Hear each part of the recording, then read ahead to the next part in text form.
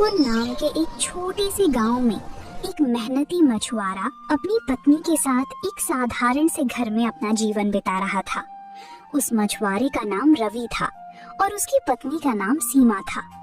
भले ही उनके पास ज्यादा धन दौलत नहीं थी, लेकिन फिर भी दोनों आपस में बहुत खुश रहते थे और अपने छोटे से संसार में संतोष और प्रेम के साथ जीवन जीते थे। अजी सुनिए, आज रसोई में कुछ भी नहीं है। आप मछलियाँ बेचकर लौटते समय बाजार से कुछ जरूरी सामान ले आइएगा और साथ में थोड़ी ताजी सब्जियाँ भी लेते आइएगा। ठीक है भाग्यवान, मैं पहले नदी किनारे जाकर देखता हूँ कि आज कितनी और कैसी मछलियाँ मिलती हैं। उसके बाद उन्हें बेचकर अगर अच्छी खासी कमाई हो गई तो घर के जो जो जरूरी सामान खत्म हो गए हैं, मैं वे सभी चीजें लेकर आऊंगा। अब मैं निकलता हूँ। रवि अपनी पत्नी से ये कहकर हाथ में जाल लेकर घर से निकल जाता है। आज तो पानी का बहाव काफी तेज है, पता नहीं अच्छी तरह मछलियाँ मिलेंगी भी या नहीं। अगर मिल गई तो बहुत अच्छा होगा, और अगर नहीं मिली तो खाली हाथ ही घर लौटना पड़ेगा। इसी तरह जब रवि नदी की ओर देखकर खुद से बातें कर रहा था, तभी वहाँ से संतोष गुजर रहा था। रवि को देखकर वो उसके पास रुक जाता है। अरे ओ भाई, ऐसे अकेले यहाँ नदी की ओर देखकर किस गहरी सोच में डूबे हो? क्या बात है, कुछ परेशान लग रहे हो? अरे संतोष, तू? मैंने तुझे देखा ही नहीं। मैं भला नदी किनारे और क्या सोचूंगा?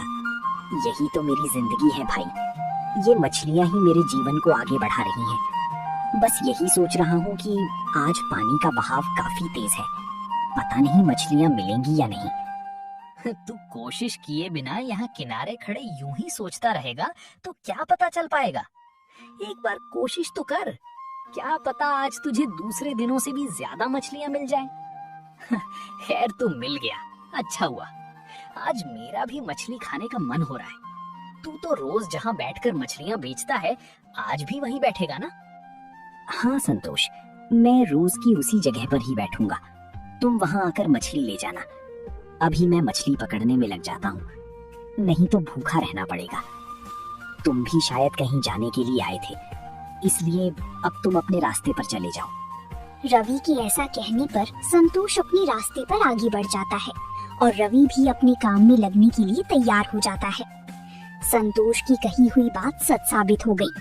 आज बहाव ज्यादा होने की वजह से दूसरे दिनों के मुकाबले पहली ही बार में जाल में काफी सारी मछलियाँ फंस गई। अब मुझे इन्हें बाजार जाकर जल्दी से बेच देना चाहिए, वरना अगर ये मछलियाँ मर गईं तो ग्राहक इन्हें खरीदना पसंद नहीं करेंगे। रवि अपने आप से ऐसा कहकर मछलियों से भरा हुआ जाल हाथ में उठाता है और बाजार की ओर उन्हें बेचने के लिए आगे बढ़ जाता है। अरे वाह रवि, मैंने तुझसे कहा था ना, किनारे खड़े खड़े सोचने से कुछ नहीं मिलेगा, कोशिश तो करनी ही पड़ती है। यहाँ जितनी मछलियाँ मैं देख रहा हूँ, उससे तो लगता है कि आज तुझे बाकी दिनों से भी ज्यादा मछलियाँ मिली हैं। खैर, आज तुझे ज्यादा देर तक बैठने की भी जरूरत नहीं पड़ेगी। मेरे घर में कुछ मेहमान आए हैं, इसलिए ये सारी मछलियाँ मैं ही ले जाता हूँ। अरे संतोष, तूने तो आज मुझे सच में खुश कर दिया। जब तू मुझे वो बात कहकर वहाँ से चला गया था, तभी मुझे इतनी ताजी और अच्छी मछलियाँ मिल गईं, और अब तू ही ग्राहक बनकर मेरी सारी मछलियाँ खरीदने आ गया। आज तो तू मेरे लिए भगवान बनकर मेरा साथ दे रहे हो। अरे ऐसा कुछ नहीं है रवि, ये सब तेरी मेहनत का ही कमाल है। खैर बातें छोड़, तू मुझे ये सारी मछलियाँ एक ठेले में रख कर दे दे। उसके बाद तू भी घर चला जा, ताकि घर जाकर थोड़ा आराम कर सके। संतोष के ऐसा कहने पर रवि ने सारी मछलियाँ एक ठेले में रखकर उसे दे दी और संतोष भी उन्हें लेकर वहाँ से चला गया। अरे हीरा काका, इस तपती दोपहर में आप अकेले कहाँ निकल पड़े हैं? अरे रवि, मैं तो तेरी मछली की दुकान पर ही आया हूँ, लेकिन यहाँ तो सिर्फ तू और तेरा जाल ही दिख रहा है। मछलियाँ कहाँ हैं? क्या आज तू नदी पर मछली पकड़ने गया ही नहीं? अरे हीरा काका, आप थोड़ी देर पहले आ जाते तो मैं आपको भी कुछ मछलियाँ दे पाता। अभी अभी संतोष यहीं से मछलियों का ठेला लेकर गया है। वो मुझसे ही खरीद कर ले गया। उसने बताया कि उसके घर मेहमान आए हैं, इसलिए अब तो मैं आपको मछली नहीं दे पाऊंगा काका। अरे कोई बात नहीं रवि, आज यूं ही भाग्यवान और मुझे मछली खाने का मन हुआ तो सोचा तुझसे 2-4 मछलियां लेता चलूं। वैसे भी आजकल हमारे इस इलाके में तेरे अलावा कोई और मछुआरा है भी नहीं। खैर कोई बात नहीं, तू कल फिर आएगा ही, तब ले लूंगा। चल अब दोनों साथ साथ घर की ओर चलते हैं। हीरा के ऐसा कहने के बाद रवि उनके साथ आगे बढ़ने लगा। अरे आप आ गए? लगता है आज मछली पकड़ने का दिन काफी अच्छा रहा। आपके हाथ में घर की सारी जरूरी चीजें देखकर मन को बहुत खुशी हुई और दिल को भी सुकून मिला। हाँ भाग्यवान, आज का दिन अच्छा रहा, लेकिन अभी मैं काफी थक गया हूँ। तुम ये सारा सामान अंदर रख दो, मैं पहले हाथ मुंह धो लेता हूँ। उसके बाद खाना खाकर थोड़ी देर चारपाई पर आराम कर लूंगा, फिर रात को आराम से तुम्हारे साथ बैठकर बातें करूंगा। रवि ऐसा कहकर सामान का ठेला सीमा को दे देता है और हाथ मुंह धोने चला जाता है। हाथ मुंह धोने के बाद रवि रसोई में बैठकर खाना खाने लगी और सीमा उनके पास बैठ गई। भाग्यवान, मैंने तो खाना खा लिया है, लेकिन तुमने खाना खाया या नहीं? कहीं ऐसा तो नहीं कि मेरे खाने के बाद ही खाने का सोचकर रुकी हुई हो? आप मेरे लिए बाहर जाकर नदी किनारे मछली पकड़ते हैं और फिर उन्हें बाजार में बेचने के लिए इतनी मेहनत करते हैं, तो भला मैं आपके खाए बिना कैसे खा सकती हूँ? इसलिए मैं आपके खाना खा लेने का ही इंतजार कर रही थी। अब आप जाकर आराम कीजिए, मैं अभी खाना खा लेती हूँ और उसके बाद रसोई के बर्तन वगैरह धोकर सारा काम निपटा लूंगी। ठीक है भाग्यवान, मैं जाकर थोड़ा आराम करता हूँ, लेकिन आज तो जैसा हुआ सो हुआ। आगे से ऐसा मत करना। अगर मेरे आने में देर हो जाए तो यूं मेरा इंतजार करते हुए भूखी मत बैठा करो। तुम समय पर खाना खा लिया करो। मुझे अच्छा नहीं लगता कि तुम मेरे लिए इतनी देर तक भूखी रहो। अब तुम यहाँ का सारा काम निपटा लो, मैं सच में बहुत थक गया हूँ। हाँ जी ठीक है, आप जाकर आराम कर लीजिए, मैं यहाँ का सारा काम निपटा लेती हूँ। ठीक है भाग्यवान।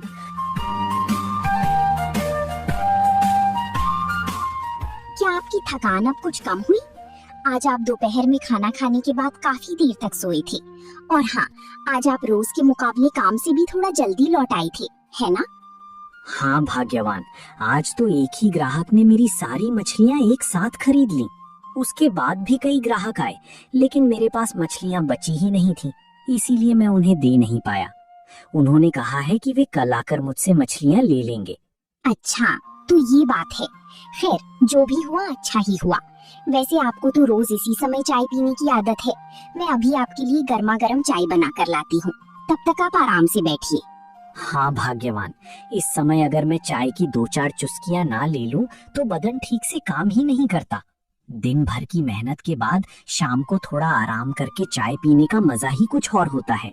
ठीक है जी, आप आराम से बैठिए, मैं अभी हम दोनों के लिए गर्मा गर्म चाय बना कर लाती हूँ। सीमा अपने पति से ये कहकर रसोई में चली जाती है और थोड़ी ही देर में दोनों के लिए गर्मा गर्म चाय बनाकर ले आती है। दोनों पति पत्नी चारपाई पर बैठकर आराम से चाय की चुस्कियां लेने लगते हैं। वाह भाग्यवान, चाय पीकर तो सच में मजा ही आ गया। तुम्हारे हाथों में तो जैसे जादू है। तुम्हारे हाथ की बनी हर चीज दिल को बहुत भाती है। अरे आप तो हर रोज मेरी तारीफ करते ही रहते हैं। आपको मेरी बनाई हुई चीजें पसंद आती हैं, ये जानकर मेरे दिल को बहुत सुकून मिलता है। वैसे जी आज मेरा भी मछली खाने का मन हो रहा है। कल जरा घर के लिए 2 मछलियाँ लेते आइएगा। हाँ, अगर बेचने के बाद कुछ बच जाए तभी लाना, नहीं तो बेकार में नुकसान उठाकर मत लाना। अरे मेरी प्यारी भाग्यवान, नुकसान की चिंता छोड़ो ना। तुम्हारा खाने का मन हुआ है ना, कल मैं हम दोनों के लिए ताजी ताजी मछलियाँ लेकर आऊंगा। अभी तुम जरा रसोई में जाकर खाना बना दो, उसके बाद हम दोनों साथ बैठकर आराम से खाना खाएंगे। आज दोपहर में भी हमने अलग अलग ही खाना खाया था।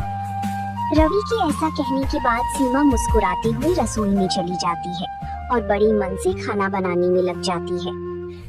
आइए जी, खाना तैयार हो गया है, चलिए हम दोनों साथ बैठकर आराम से खाना खा लेते हैं। बहुत रात भी हो चुकी है और आपको सुबह मछली पकड़ने भी जाना है, इसलिए अभी खाना खाकर जल्दी सो जाते हैं ताकि सुबह उठने में कोई देर ना हो। दोनों पति पत्नी रसोई में आकर आराम से खाना खाने लगते हैं। भाग्यवान, चाय तो पी ली है, तो अब मैं नदी की ओर निकलता हूँ ताकि जल्दी जल्दी मछलियाँ पकड़ सकूं। आज मुझे थोड़ी ज्यादा मछलियाँ पकड़कर बाजार ले जानी पड़ेंगी, क्योंकि हमारे इस इलाके में आजकल मेरे अलावा कोई और मछुआरा नहीं है। इसीलिए सभी लोग मछलियाँ खरीदने मेरे पास ही आते हैं। ये तो अच्छी बात है, नहीं तो अगर और भी मछुआरे होते तो ग्राहक बढ़ जाते। खैर, अब आप निकल जाइए ताकि काम निपटाकर जल्दी घर लौट सकें। सीमा की ऐसा कहने के बाद रवि ने हाथ पर जाल उठाया और काम पर निकल गया।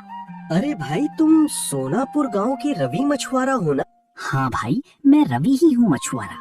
लेकिन आप मुझे कैसे पहचानते हैं? आपका नाम क्या है और आप कहाँ के रहने वाले हैं? मैंने आपको यहाँ पहली बार देखा है। मैं तुम्हारे पास के धर्मपुर गांव का एक मछुआरा हूँ। मेरा नाम रंजीत है। मैंने सुना है कि तुम्हारे इस इलाके में तुम्हारे अलावा कोई और मछुआरा नहीं है, तो शायद तुम मछलियाँ चल रहे भाव से कहीं ज्यादा दाम पर बेचते होगे। आखिर यहाँ के लोगों को तुम ही अकेले मछलियाँ उपलब्ध करा रहे हो। हमारे यहाँ तो बहुत सारे मछुआरे हैं और नदियों में भी अब पहले जैसी मछलियाँ नहीं मिल पाती। इसीलिए आज मैं भी इधर किस्मत आजमाने चला आया हूँ। अरे रंजीत भाई, मुझे बेईमानी का एक भी पैसा नहीं चाहिए। मैं यहाँ अकेला मछुआरा हूँ, लेकिन इसका मतलब ये नहीं कि मैं इसका गलत फायदा उठाकर ज्यादा पैसा कमाऊं। मैं पूरी ईमानदारी के साथ अपना काम करता हूँ और बाजार में मछलियों का जो सही भाव होता है, मैं उसी भाव पर मछलियाँ बेचता हूँ, ना कि स्थिति का कोई अनुचित लाभ उठाता हूँ। वाह भाई, तुम्हें मानना पड़ेगा, तुम बड़े ईमानदार इंसान हो। आजकल के जमाने में इतने ईमानदार लोग मिलते ही कहाँ हैं। दूसरों के बारे में तो मैं नहीं कह सकता, लेकिन अगर तुम्हारी जगह मैं होता तो शायद उस स्थिति का पूरा फायदा उठाकर जल्दी अमीर बनने की सोचता। नहीं भाई, मैं ऐसा नहीं सोचता। मैं तो ये मानता हूँ कि अगर मैं ईमानदारी के रास्ते पर चलूंगा तो भगवान मुझे कभी मुसीबत में नहीं पड़ने देंगे और एक ना एक दिन सफलता भी जरूर मिलेगी। खैर, अगर हम दोनों मछुआरे यूं ही बातें करते रहेंगे तो पेट नहीं पाल पाएंगे। चलो अब मछलियाँ पकड़ने में लग जाते हैं। रवि, मुझे तुम्हारी ये ईमानदारी बहुत पसंद आई। भगवान तुम्हें बहुत जल्द सफलता देंगे। शायद इसी ईमानदारी का फल है कि तुम्हें एक ही बार में इतनी सारी मछलियाँ मिल गई हैं। अब तुम बाजार जाकर इन्हें बेच आओ, तब तक मैं कुछ और मछलियाँ पकड़ लेता हूँ। रंजीत के ऐसा कहने के बाद रवि ने बिना कुछ कहे मछलियों को सिर पर उठाया और वहाँ से चला गया। आज नदी किनारे जिस आदमी से मैं मिला, वो मुझे कुछ अलग ही लगा। पता नहीं क्यों उसकी बातें भी कुछ अजीब सी थीं। खैर, मुझे उससे क्या लेना देना। मैं तो हमेशा ईमानदारी के रास्ते पर ही आगे बढ़ता रहूंगा। अरे रवि, मछलियाँ लेकर आ गया? लगता है कल तो मेरी किस्मत में मछली थी ही नहीं, इसलिए आज समय का सही अंदाजा लगाकर तू जल्दी ही नदी से यहाँ पहुँच गया। वैसे आज की मछलियाँ काफी ताजी लग रही हैं, इन्हें खाकर तो सच में मजा आ जाएगा। हाँ हीरा काका, आज की मछलियाँ बहुत ताजी हैं। कल मैं थोड़ी ही मछलियाँ ला पाया था, इसीलिए आपको खाली हाथ लौटना पड़ा था। इसी बात को ध्यान में रखते हुए आज मैंने कल से दुगनी मछलियाँ पकड़ कर लाई हैं, ताकि आज किसी को भी निराश होकर वापस न जाना पड़े। ये तुमने बहुत अच्छी बात सोची रवि। वैसे मुझे 2 मछलियाँ दे दो, और हाँ, पैसे तुम शाम को मेरे घर आकर ले जाना। अभी मैं पैसे साथ नहीं लाया हूँ। अरे हीरा काका, आप बस मछलियाँ ले जाइए और आराम से मजे लेकर खाइए। पैसे आप जब चाहे तब दे दीजिए, इसमें कोई भी दिक्कत नहीं है। 2 मछलियाँ उठाता है, उन्हें एक छोटी रस्सी से बांधकर हीरा काका को दे देता है। ठीक है रवि, अब मैं चलता हूँ। तुम शाम को मेरे घर आकर पैसे ले जाना। अभी तुम यहीं आराम से मछलियाँ बेचो। आज मछलियाँ बहुत ताजी और अच्छी हैं, इसलिए जल्दी ही बिक जाएंगी। अच्छा, अब मैं चलता हूँ। हीरा ऐसा कहकर वहाँ से हाथ में मछली लेकर चला जाता है। आज जोश में आकर मैं इतनी सारी मछलियाँ पकड़ कर तो ले आया हूँ, लेकिन पता नहीं इन्हें बेच भी पाऊंगा या नहीं। आज तो बाजार में लोग भी नहीं हैं। इतनी सारी मछलियाँ घर ले जाने से भी कोई खास फायदा नहीं होगा। 2 लोग आखिर कितनी ही मछलियाँ खा पाएंगे। हे भगवान, किसी तरह मेरी मदद कीजिए कि मैं ये सारी मछलियाँ बेच सकूं, नहीं तो मेरी सारी मेहनत बेकार चली जाएगी। अरे मछली ले लो, ताजी ताजी मछलियाँ ले लो, बिल्कुल सस्ते दाम में मिलेंगी। ताजी और स्वादिष्ट मछलियाँ खाकर मजा आ जाएगा। आओ ले लो। रवि के इतना चिल्लाने के बाद भी आज कोई ग्राहक उसकी दुकान पर नहीं आ रहे थे। ये देखकर उसका मन बहुत दुखी हो गया। आमतौर पर हर दिन जैसे ही वो बाजार में अपनी मछलियां लगाता, वे जल्दी ही बिक जाती थी, लेकिन आज कोई भी ग्राहक उसके पास नहीं आ रहा था। पता नहीं आज मुझसे कौन सी गलती हो गई जो कोई ग्राहक ही नहीं आ रहा। काफी समय भी निकल चुका है, अब तो ग्राहकों के आने की उम्मीद भी कम लग रही है। इन सारी मछलियों को घर ले जाने के अलावा कोई दूसरा विकल्प नहीं बचा है। फिर भी रास्ते में जाते जाते थोड़ा आवाज लगाता चलूंगा, क्या पता रास्ते के किनारे रहने वाले लोग ही कुछ खरीद लें। इसी तरह रवि दुखी होकर सिर पर मछलियां उठाकर वहां से चला जाता है। मछली ले लो, मछली ले लो, ताजी ताजी स्वादिष्ट और बढ़िया मछली ले लो। पता नहीं आज मेरे साथ ऐसा क्यों हो रहा है। मेरे साथ आज जैसा कभी नहीं हुआ। सुबह भी नदी किनारे एक अजीब इंसान से मुलाकात हुई और उसके बाद पूरे बाजार में हीरा काका के अलावा कोई ग्राहक नहीं मिला। रास्ते भर मैंने कितने लोगों को देखा, जोर जोर से आवाज लगाता हुआ आया, फिर भी 1 किलो भी मछली नहीं बेच पाया। अब समझ नहीं आ रहा कि भाग्यवान को क्या मुंह दिखाऊंगा। उसे बुलाने की भी हिम्मत नहीं हो रही है। इसी तरह जब रवि उदास मन से मछलियां लेकर घर के बरामदे में बैठा था, तभी घर के अंदर से सीमा बाहर आई। अरे जी, आप आज घर आकर ऐसे बरामदे में क्यों बैठे हैं? और इतनी सारी मछलियां घर क्यों ले आए हैं? मैंने तो आपको सिर्फ हम दोनों के लिए 2 मछलियां लाने को कहा था, और आप यूं उदास बैठकर क्या सोच रही हैं? जी क्या बताऊं भाग्यवान, आज मेरा पूरा दिन ही खराब रहा। सुबह सुबह जब मैं घर से निकलकर नदी किनारे मछली पकड़ने गया तो वहां एक अजीब इंसान से मुलाकात हुई। उसकी बातें समझ ही नहीं आ रही थी, कब क्या बोल रहा था। उसके बाद मैं मछली बेचने बाजार गया, लेकिन एक भी ग्राहक नहीं आया। मैंने बहुत देर तक इंतजार किया। फिर घर लौटते समय भी रास्ते भर लोगों को आवाज लगाता रहा कि मछली ले लो, पर आज किसी ने भी मछली नहीं खरीदी। और हैरानी की बात तो ये है कि आज मैंने बाकी दिनों के मुकाबले ज्यादा मछलियां पकड़ी थी। अरे जी, कोई बात नहीं, कभी कभी ऐसा हो जाता है, इसमें इतना उदास होने की क्या बात है। वैसे भी भगवान कुछ अच्छा करने के लिए ही कभी कभी बुरा होने देते हैं, इसलिए परिस्थिति कैसी भी क्यों ना हो, हमें हिम्मत नहीं हारनी चाहिए और हमेशा आगे बढ़ते रहना चाहिए। ऐसे ही जब रवि और सीमा आपस में बातचीत कर रहे होते हैं, तभी वहाँ हीरा काका एक आदमी को अपने साथ लेकर आ जाते हैं। अरे रवि, मैं तुम्हें ढूंढते हुए बाजार तक गया था। ये जो मेरे साथ खड़े हैं, ये हमारे पास के गांव के राजमहल के मंत्री कुबेर जी हैं। इन्हें मछलियां चाहिए। दरअसल इनके राजमहल में कल एक बहुत बड़ा अनुष्ठान होने वाला है, जिसके लिए आज महल में काफी ज्यादा मात्रा में मछलियों की जरूरत है।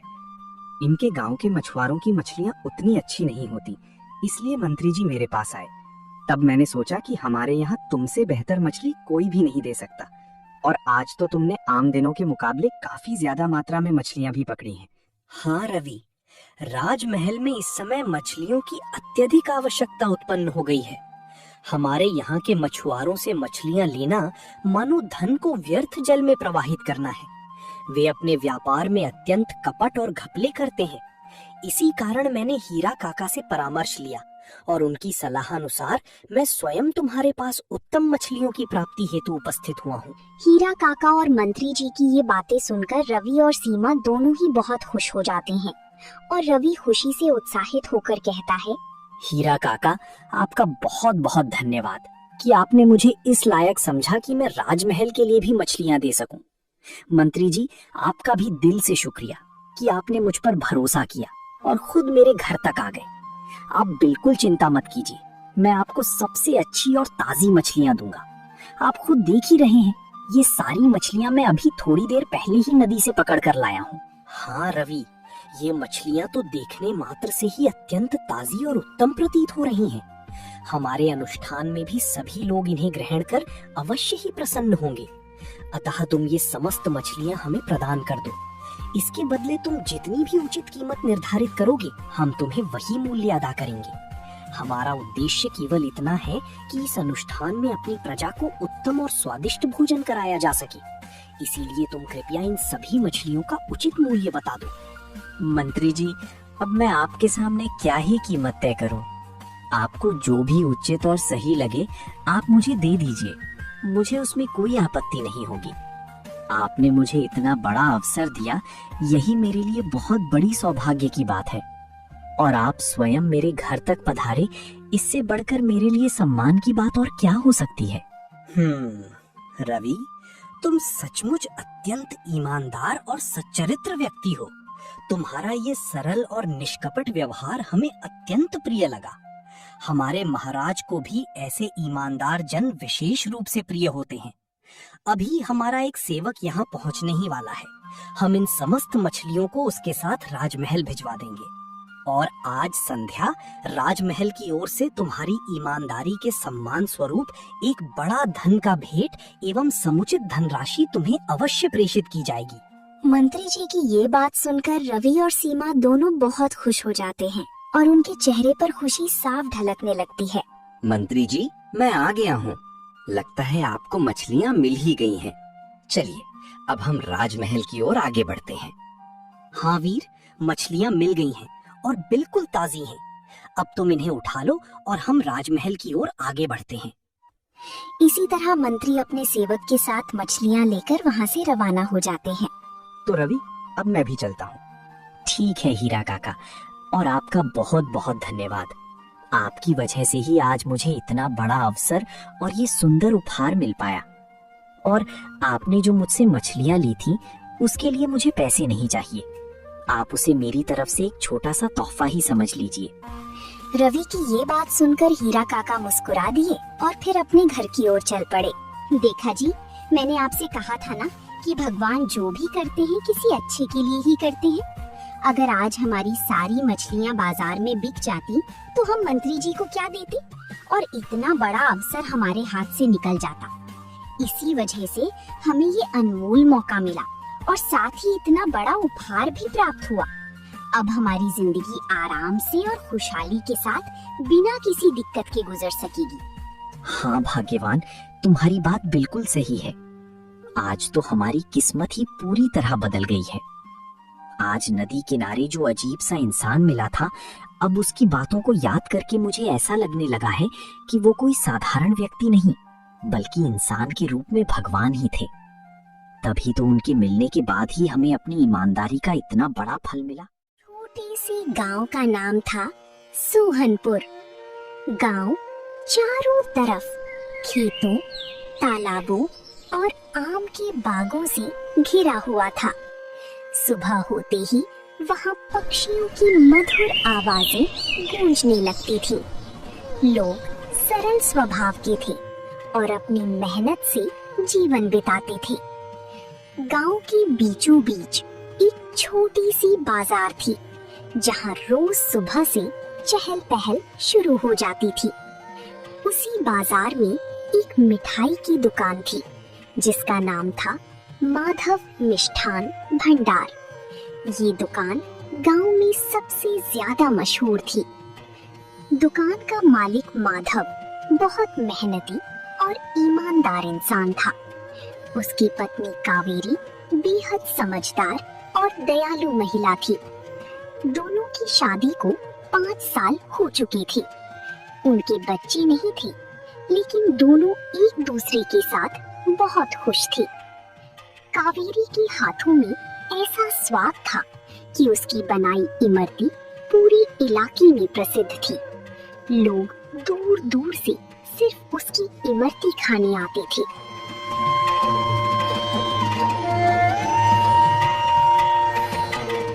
हर सुबह कावेरी 4 बजे उठ जाती थी।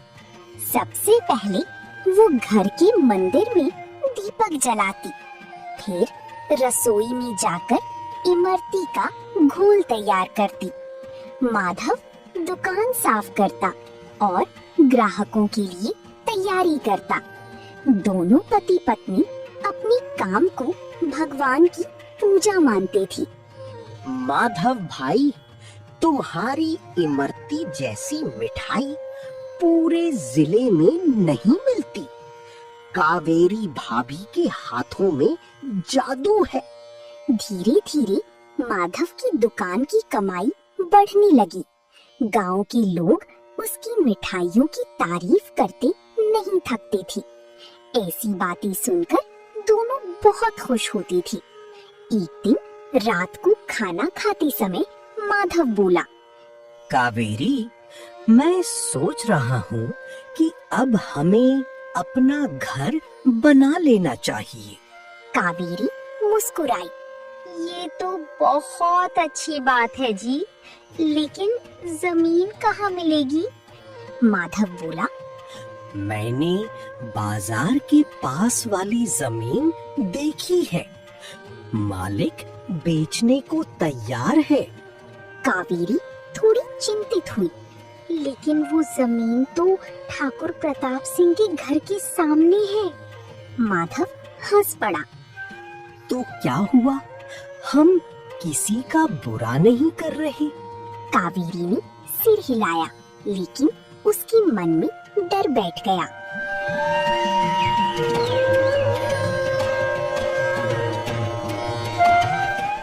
सोहनपुर का सबसे ताकतवर आदमी था ठाकुर प्रताप सिंह। गांव में उसकी बहुत दहशत थी।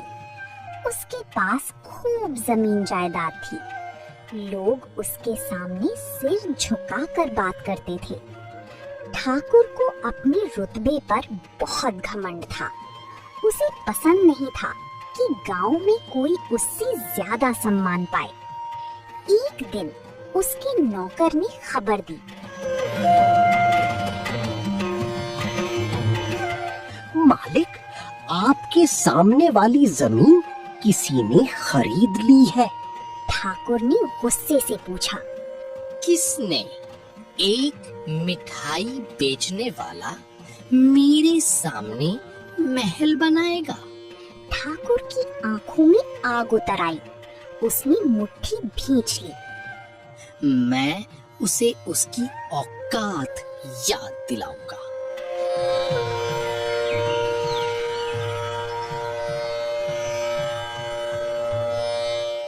माधव ने घर बनवाने का काम शुरू कर दिया। गांव वालों को कुछ पता नहीं था। धीरे धीरे वहां एक सुंदर और बड़ा मकान तैयार होने लगा। जब घर पूरी तरह बन गया तो पूरी गांव में चर्चा फैल गई। अरे, ये घर माधव का है। वाह, मिठाई बेचकर इतना बड़ा घर बना लिया। गृह प्रवेश के दिन गांव के लोग नए घर को देखने आए।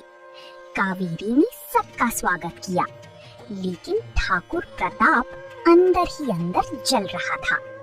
उस रात उसने शराब पीते हुए कहा, जब तक माधव बर्बाद नहीं होगा मुझे चैन नहीं मिलेगा।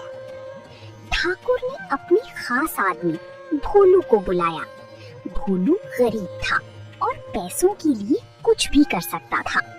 ठाकुर बोला, अगर मैं तुझे बहुत सारे पैसे दूं, तो क्या तू एक काम करेगा? भोलू डरते हुए बोला, जो हुक्म मालिक। ठाकुर ने धीरे से कहा, माधव की दुकान में ये केमिकल मिला दे। भोलू घबरा गया। लेकिन मालिक, इससे लोग बीमार पड़ जाएंगे। ठाकुर हंसा। मुझे सिर्फ माधव की बर्बादी चाहिए। भोलू मजबूरी में मान गया। अगले दिन भोलू ग्राहक बनकर दुकान पर गया। मौका देखकर उसने इमरती के घोल में केमिकल मिला दिया। किसी को कुछ पता नहीं चला। धीरे धीरे गांव के लोग बीमार पड़ने लगे। किसी को उल्टियां हो रही थीं, किसी को तेज बुखार। गांव के डॉक्टर रमेश परेशान हो गए। उन्होंने हर मरीज से पूछा, तुमने आखिरी बार क्या खाया था? सबका एक ही जवाब था, माधव की इमरती। अब गांव में डर फैल गया। कुछ ही दिनों में पूरा गांव माधव के खिलाफ हो गया। उसने पैसे के लालच में मिलावट की है। उसकी वजह से बच्चे बीमार हो रहे हैं। ठाकुर पहले से तैयार था। उसने दुखी होने का नाटक किया। मुझे विश्वास नहीं होता कि माधव ऐसा कर सकता है, लेकिन अगर उसने गलती की है तो सजा जरूर मिलेगी।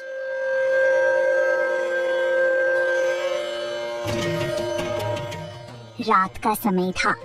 आसमान में काले बादल छाए हुए थे। तेज हवा चल रही थी। गांव वाले हाथों में डंडे और पत्थर लिए माधव के घर की तरफ बढ़ रही थी। उनके चेहरों पर गुस्सा साफ दिखाई दे रहा था। बाहर निकल माधव, हमारे बच्चों की जिंदगी बर्बाद कर दी तूने। आज तुझे छोड़ेंगे नहीं। दरवाजे पर जोर जोर से चोट की आवाज आने लगी। कावेरी डर गई। उसने कांपती आवाज में माधव से कहा, जी मुझे बहुत डर लग रहा है। गांव वाले इतने गुस्से में क्यों हैं? आपने तो किसी का कभी बुरा नहीं किया। माधव की आंखों में चिंता थी। कावेरी, मुझे लगता है किसी ने बहुत बड़ी साजिश रची है, लेकिन तुम घबराना मत, मैं हूं ना। अगर माधव बाहर नहीं आया तो घर तोड़ देंगे। उसने पूरे गांव को जहर खिलाया है। कावेरी हिम्मत करके बाहर आई। उसकी हाथ जुड़ी हुई थी। भगवान के लिए शांत हो जाइए। मेरे पति निर्दोष हैं। उन्होंने कभी किसी के साथ धोखा नहीं किया। आप लोग उन्हें गलत समझ रहे हैं। भीड़ में से एक आदमी चिल्लाया, चुप रह, अब हमें तेरे आंसुओं पर भरोसा नहीं। हमारे बच्चे अस्पताल में पड़े हैं और तू अपने पति को बचा रही है। अगर मेरे पति दोषी निकले तो मैं खुद उन्हें आपके हवाले कर दूंगी, लेकिन बिना सच जाने उन्हें मत मारिए। तभी किसी ने पत्थर फेंका। पत्थर कावेरी के माथे पर लगा और खून बहने लगा। माधव अंदर ये सब देखकर खुद को रोक नहीं पाया। वो दरवाजा खोलकर बाहर आ गया और जोर से चिल्लाया, बस मेरी पत्नी को हाथ मत लगाना। भीड़ उसकी तरफ दौड़ पड़ी। माधव हाथ जोड़कर बोला, मैं कसम खाकर कहता हूँ कि मैंने मिलावट नहीं की।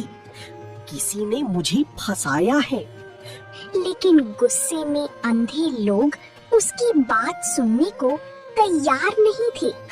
मारो इसे, इसकी वजह से हमारा गांव बर्बाद हो रहा है। इन लोगों को समझाइए ना जी, आप कुछ बोलिए।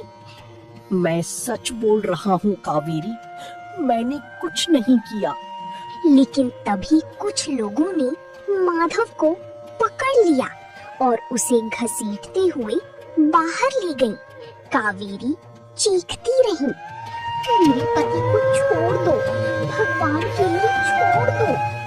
पुलिस माधव को पकड़कर थाने ले गई। कावेरी रोती रही, इंस्पेक्टर साहब, मेरे पति बेगुनाह हैं। लेकिन किसी ने उसकी बात नहीं सुनी। ठाकुर ने गांव वालों से कहा, ऐसे लोगों को गांव में रहने का हक नहीं। गांव वालों ने कावेरी को भी गांव से निकाल दिया।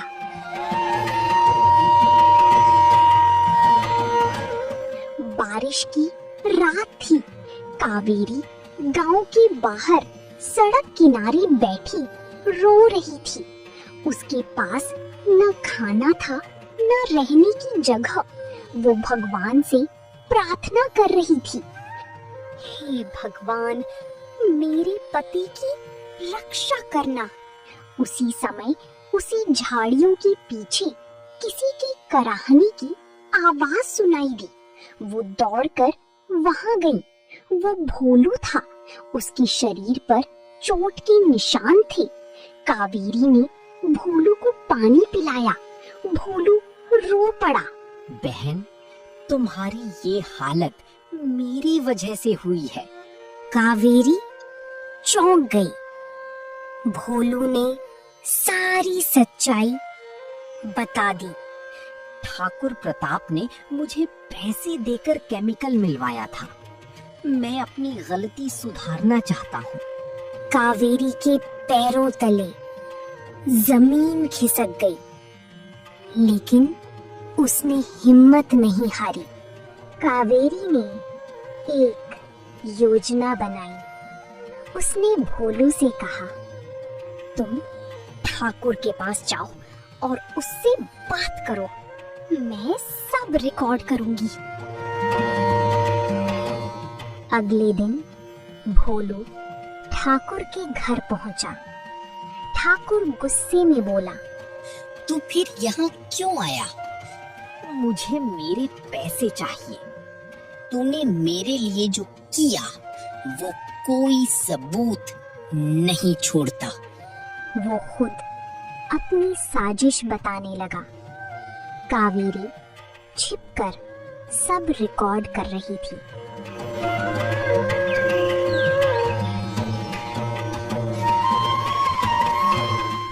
अगले दिन पूरे गांव में पंचायत बुलाई गई। गांव का चौपाल लोगों से भरा हुआ था। हर किसी के चेहरे पर गुस्सा, शर्म और उत्सुकता दिखाई दे रही थी।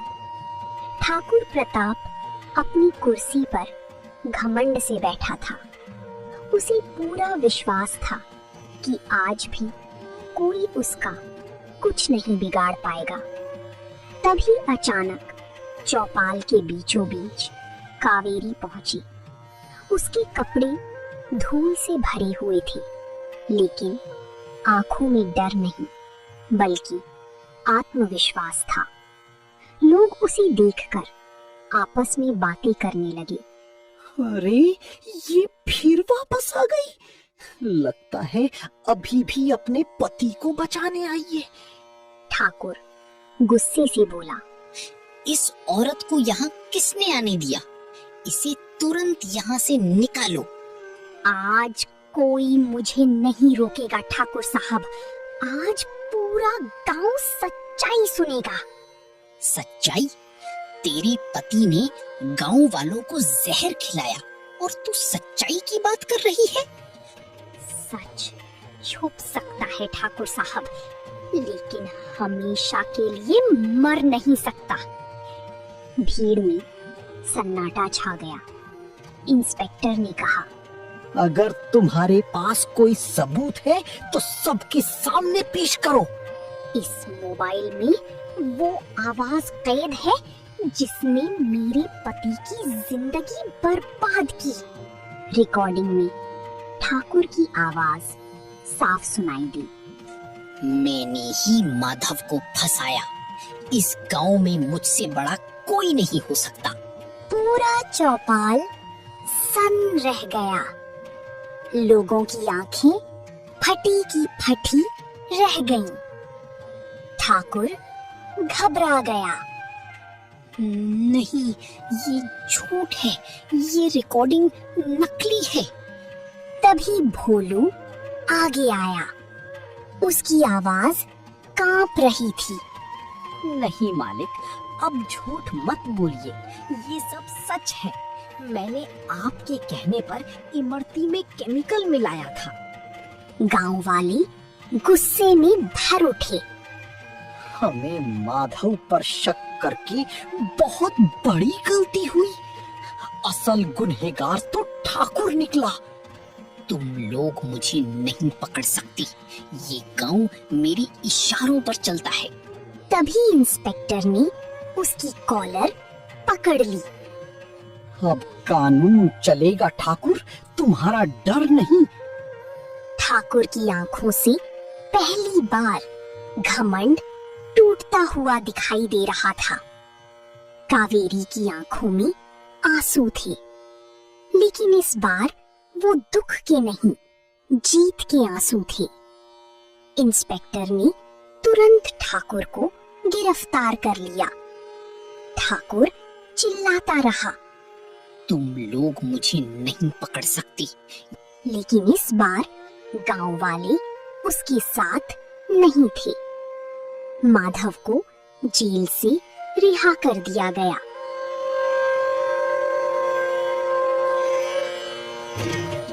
जब माधव और कावेरी मिले, दोनों की आंखों से आंसू बह निकले। कुछ महीनों बाद सोहनपुर फिर खुशहाल हो गया। माधव की दुकान पहले से ज्यादा चलने लगी। गांव वालों ने उससे माफी मांगी। कावेरी ने सबको माफ कर दिया।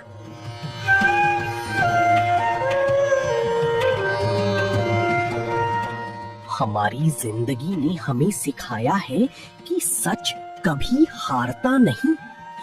गलती इंसान से होती है, लेकिन जो अपनी गलती सुधार ले वही सच्चा इंसान होता है। कावेरी मुस्कुराई।